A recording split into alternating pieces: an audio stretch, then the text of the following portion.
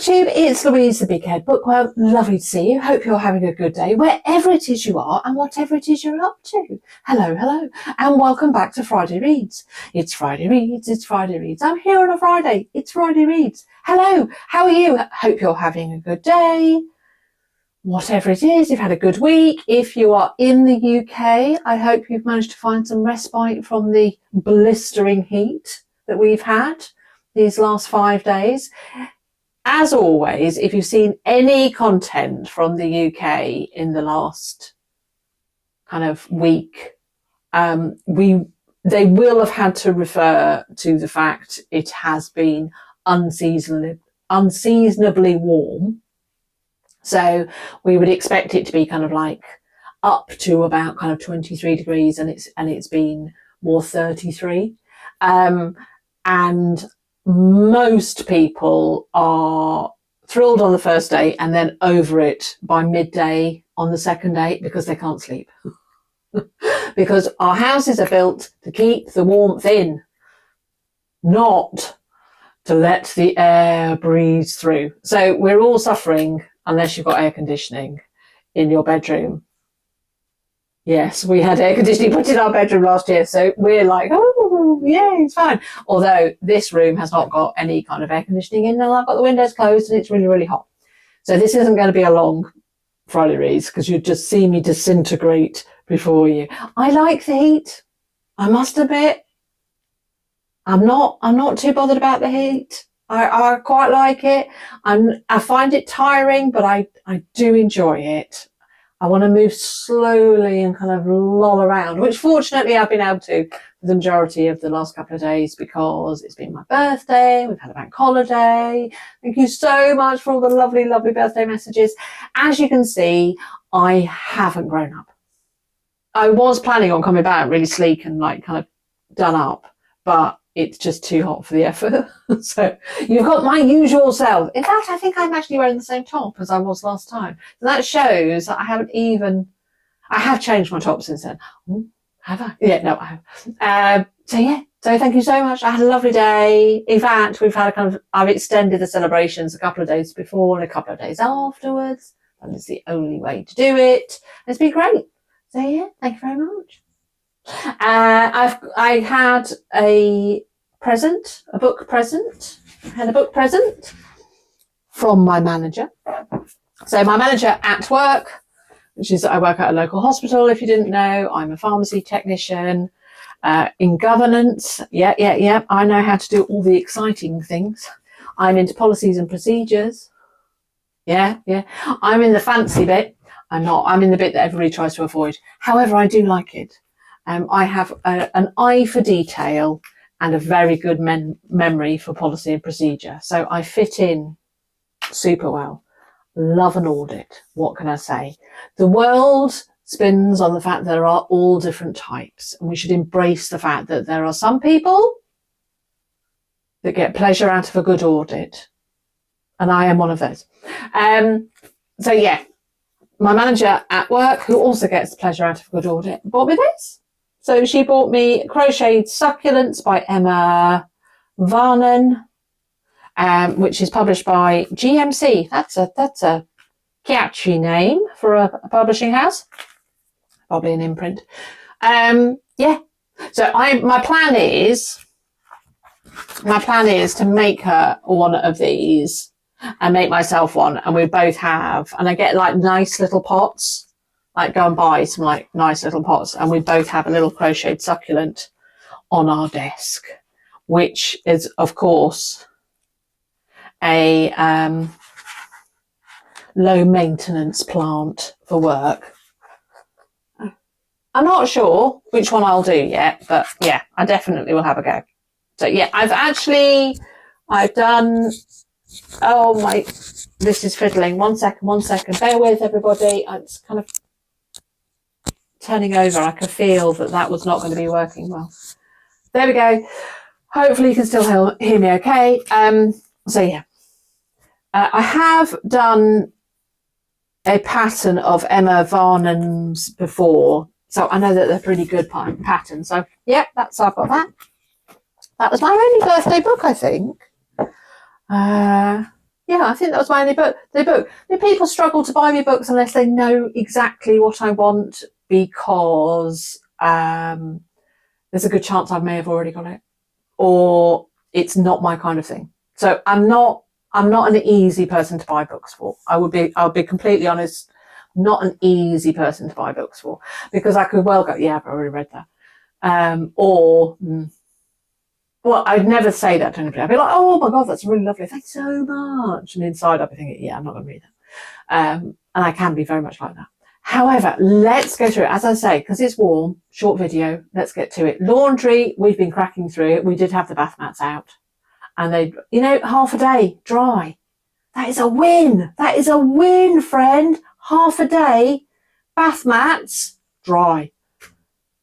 So good. I mean, you come autumn, it's a day and a half right there. So that's good. So we've done that. I've noticed everybody else has been cracking through. So we're all pretty good. In fact, too late in the day for a load today, but I might, yeah. I think the weekend's still supposed to be fairly warm, so we can crack through a bit more then. So yeah. Doing well with laundry.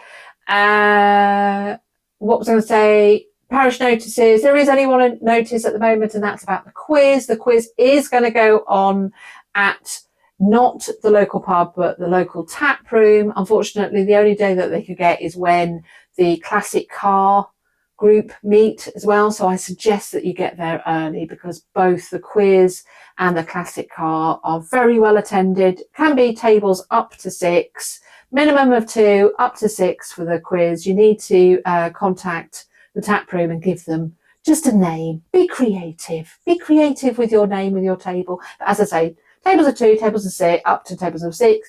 Get there early. The classic car rally starts at 5. It's going to be a wild night, but it's going to be great. So I'll see you there. Let's get on to what I have read. I have finished 2 books this week. Did I tell you that I finished The Silent Pool? I don't know if I did tell you that I finished The Silent Pool, which was my latest audio book by Patricia Wentworth, featuring the fabulous Miss Maud Silver. Yes, narrated by the brilliant Diana Bishop. Yes, it was comforting because I like the narrator. I like Patricia Wentworth.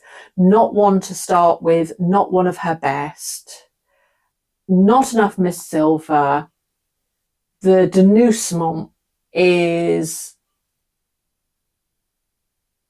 I've forgotten who it was, and when I realised about 3/4 of the way who it has to be, I think it wasn't like it's a shock. And sometimes that does happen actually with Patricia Wentworth, that you by 3/4 of the way through, you are going to know who it is, because it's obviously working that way, or they're the only ones left, really. So who I thought it has to be, the way it was handled, I didn't think it wasn't vintage. It was okay. I was into it.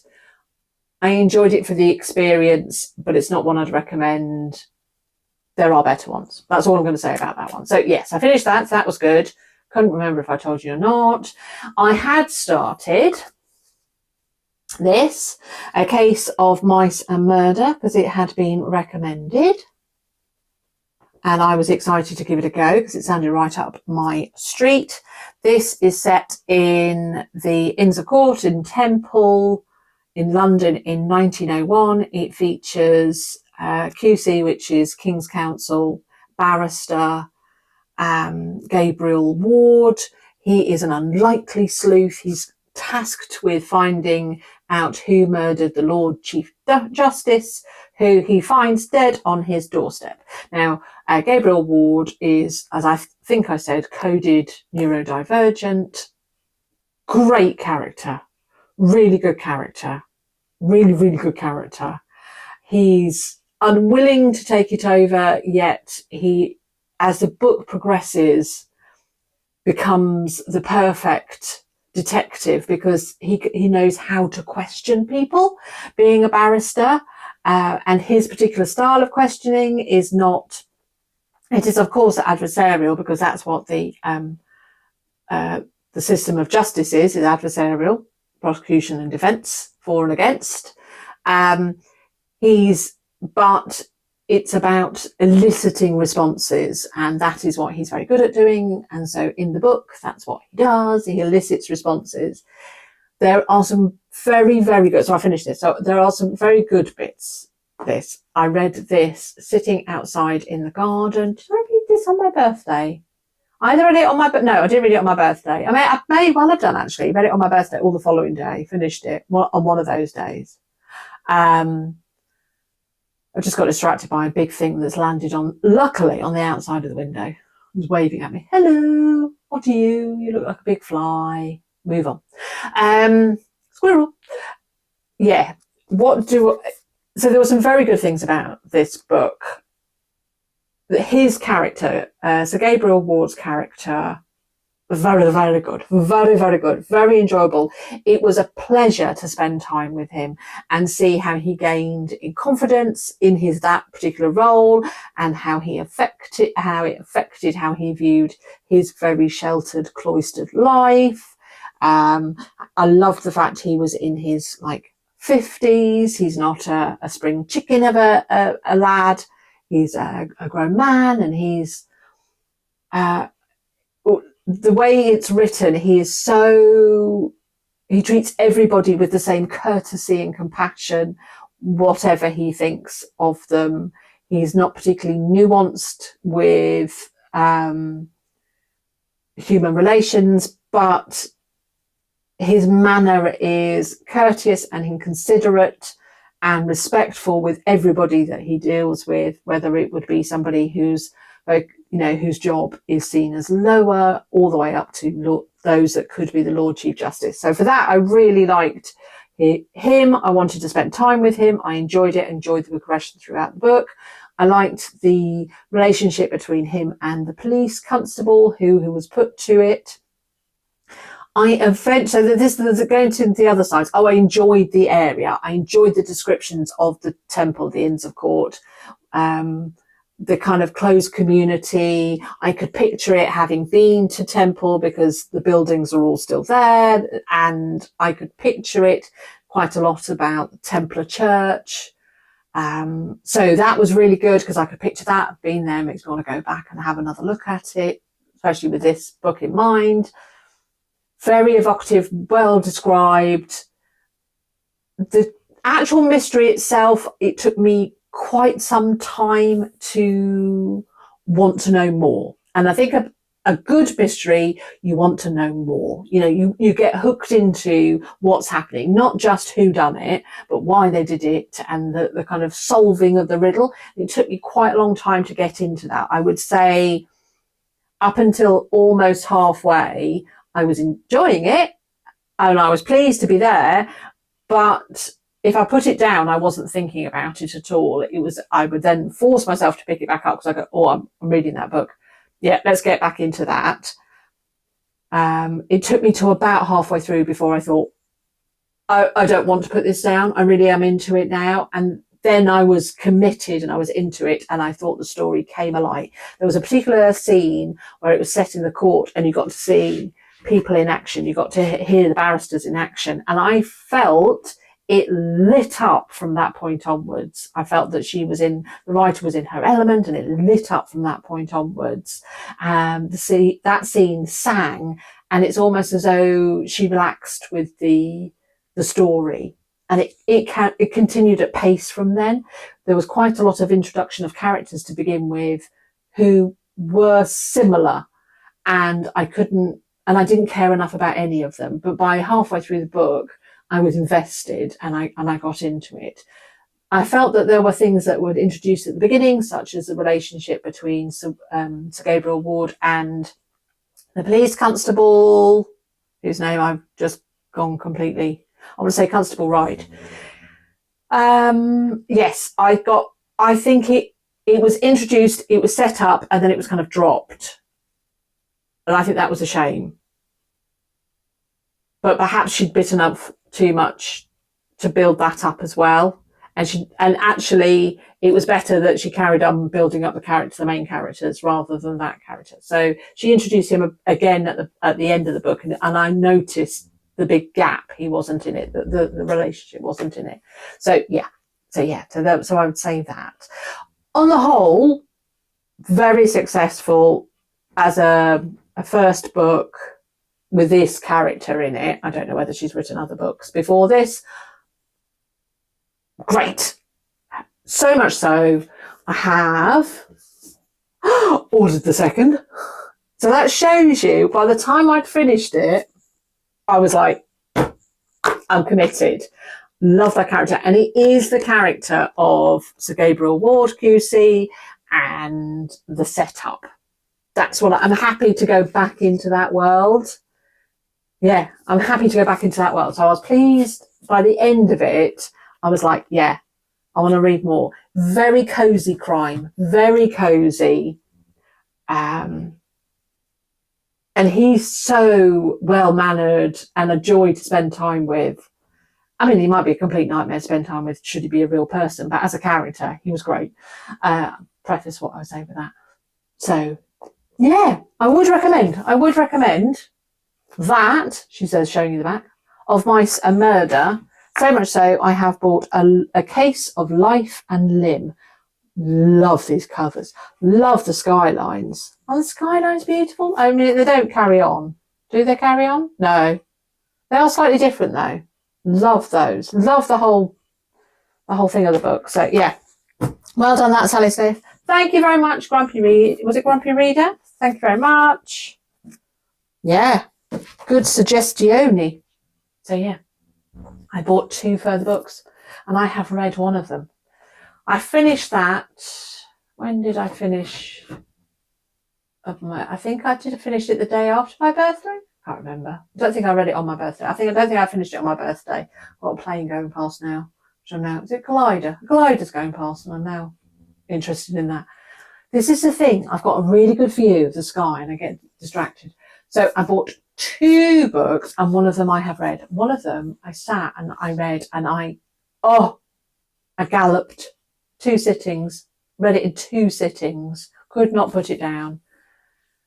Oh, the cover. The reason I actually bought this was the cover. It's been living rent-free in my brain. There's something about it. It's the colour and just how it is. It's Bride by Ali Hazelworth. I know it's a global bestseller and a TikTok sensation. And I know it has a quote on it. Hazelwood unleashes her sparkling voice and wit on this paranormal Romeo and Juliet. Romeo and Juliet. Oh, I'm not sure about that. Yeah. Oh, it's good. Oh, it's so good. It's just my kind of romance / paranormal, because it features vampires and werewolves and humans, which is very, very, what she called, whose name I have just completely forgotten. Bear with.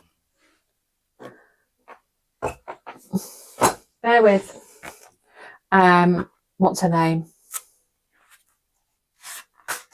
Nalini Singh.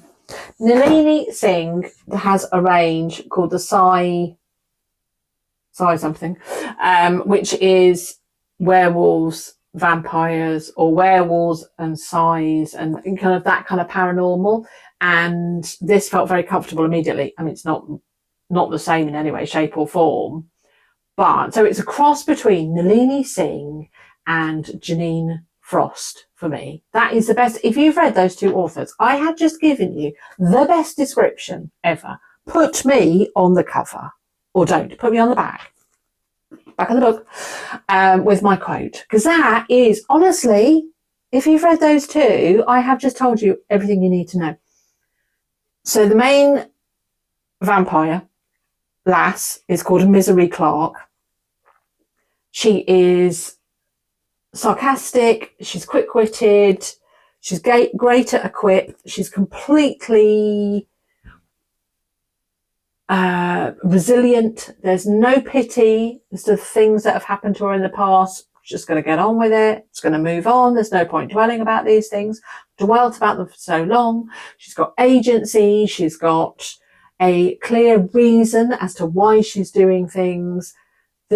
How the law, vampire law or werewolf or law is woven into the story rather than highly explained. It's just kind of woven in so you don't get kind of masses of information dolloped at you.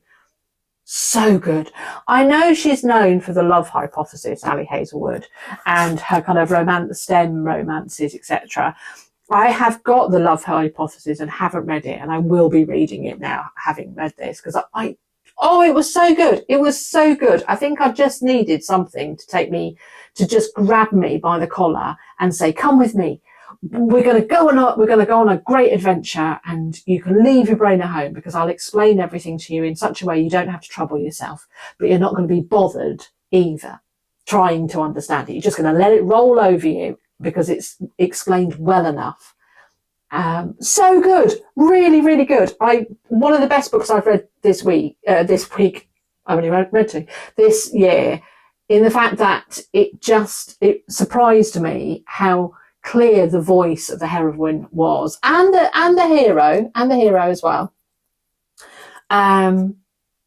There was, I would say, again, there is still that it's slightly heteronormative for vampires and werewolves, but there was a bit more creativity in the spice. Not massively, but there was a bit more creativity in the spice. Very well described. The whole setup is very well described. Oh, can you tell? I just thought that was a great one. So if you like a kind of moderately spicy romance, you like a bit of paranormal, you want a bit of romance, you want them to get together kind of feeling, you want to be hurtled through a story, you want to be taken by the collar and taken on a journey. Oh, it was great. And I love that cover. I think it's the black and white with the bright red. Chef's kiss. Really good. We're going to have to get through this quickly because the heat in this room, it is getting hot. Sorry about that. Won't do that again. This is the last book I have bought, and this is going to be my next read. It's called The Beheading Game by Rebecca Lehmann. I'm on various kind of publishers' emails for some reason. At some point I've either entered a competition or I've signed up for something, or I don't know why I'm on them. And I got this one, and I was browsing through the new releases from Penguin, and it said, when Anne Boleyn wakes up after her execution. Well, I was done. Just that one subclause in a sentence. When Anne Boleyn wakes up after her execution. I was like, sign me up. I'm ready for that. I haven't read anything like that. She finds she is not yet ready for death. I thought, yeah, I'll have that. It's not hugely long. Well, just over 300 pages. Quite nice big text. These things are important. How much time and effort am I going to have to give this book? I'm hoping not too much. Doesn't sound like a tremendously serious book. What does it say? Lev Grossman, author of The Bright Sword, also of many other things, said, also probably Penguin author, magic, romance, revenge, and an utterly irresistible heroine. I know no more than that. I know no more than what I've read on the dust cover, which is a weird dust cover because it doesn't actually do the usefulness of a dust cover, which is protect the book. It's got a great picture of Anne Boleyn on the back. I like that. So yeah. So yeah, that's going to be my next book. I shall be starting that probably not today because I've just finished that. So I need a day to let Bride settle. My new favourite paranormal romance. Definitely. You will be glad to know, already ordered the sequel, which I can't remember what it's called. But I will be reading the sequel of this. But next one is the Beheading Game. I still haven't settled on an audiobook yet. Could be another Patricia Wentworth. Could be another Patricia Wentworth. Could be an Agatha. I have got Juno Dawson's, is it the Royal Court series? I've got the first book of that to listen to. I don't know whether I want to listen to something new, or as I'm reading a lot of new with my eyes, I might listen to something familiar, because then I kind of bask in the familiarity of it and kind of shimmy down and rest and let it kind of wash over me and take me along for a ride. There were a lot of metaphors there. Rather than have to engage with the story and then engage with the story with me old eyeballs. Yeah, I think that's what it is. Yeah, I've made that decision. Thanks, BookTube. Sitting there, help me work through it. Yeah, we're going to have to go because I am slowly but surely heating up. And it's not even that hot this afternoon. It's probably, let's have a look, 25 I think it is. Well, let's have a look at the weather app. Yeah, 25 degrees at the moment. But this room is getting warm. Or maybe it's just me. Yeah, anyway. Yeah, thank you. Well, this has been lovely, BookTube. And I have spoken far too long, considering how long have I spoken to? No, I was hoping to do it in 10 minutes, and it's not 10 minutes. Okay, we try again. We live and we try again. Well, this has been lovely, BookTube. Let's do this again. Bye.